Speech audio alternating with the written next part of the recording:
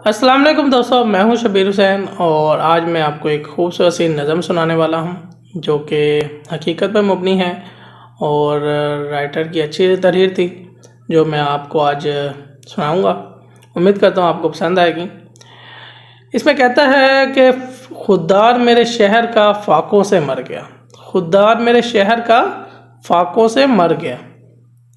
Ration जो आ रहा था वो अफसर के घर गया, राशन जो आ रहा था वो अफसर के घर गया। चढ़ती रही चादर मज़ार पे बेशुमार, चढ़ती रही चादर मज़ार पर बेशुमार।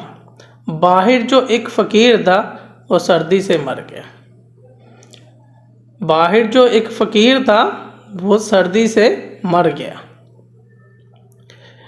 रोटी अमीर शहर के कुत्तों ने छीन ली, रोटी अमीर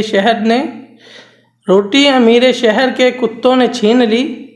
फाका गरीब शहर के बच्चों में बट गया, फाका गरीब शहर के बच्चों में बट गया। चेहरा बता रहा था मारा है भूख ने, हाकम ने कह दिया कुछ खा के मर गया। उम्मीद करता हूँ आपको ये तहरीर नज़म, खूबसूरत नज़म पसंद आई होगी। थैंक यू दोस्तों।